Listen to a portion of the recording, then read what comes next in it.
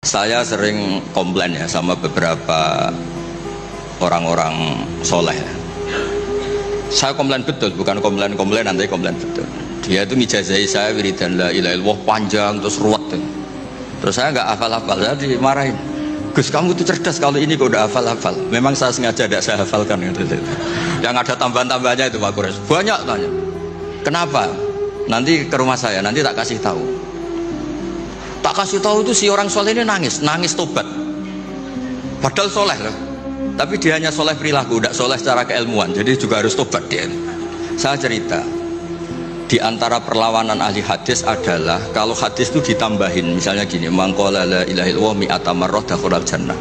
Jika kalau bapak kamu meninggal baru baca la ilaha 50 kali, wah sayang tidak sampai 100 sudah mati. Jadi berkahnya tidak ada hitungan, itu luar biasa. Tapi kamu nganggep biasa, makanya kita harus konsisten. Hadisnya hanya mangqala la ilaha illallah dakhalal jannah. Jangan kamu tambahi mi'ata marrah, jangan kamu tambahi sekian-sekian, itu bahaya itu. Sehingga ketika ada hadis mangkana akhiru kalamihi la ilaha illallah, ditambahi akhir, orang yang akhir kalamnya la ilaha illallah dakhalal jannah, yang di akhir kata-katanya itu la ilaha illallah, perkataannya itu. Itu ada orang mau mati, sudah mafatkan la ilaha illallah, tapi terakhir terus bilang, jangan lupa ya BPKB-nya ditebus. Itu anaknya susahnya itu minta ampun. Karena anaknya terus berpikir, Gus berarti akhiru kalami abi itu tidak la ilaha illallah tapi BPKB. Ini gimana ini? Saya sebagai kiai yang baik itu tak carikan referensi supaya yang BPKB ini ya masuk ya akhiru kalami. Ini cerita kebaikan saya di depan Pak Kores. Gak apa-apa cerita kebaikan, daripada gak diakui mendingan diceritakan supaya tak cari. Itu riwayatnya Abi Dawud dan beliau sendiri dalam menambahi akhiru kalami. Di riwayat yang lain itu gak ada akhiru kalami, cukup mangqala la ilaha illallah dakhalal jannah.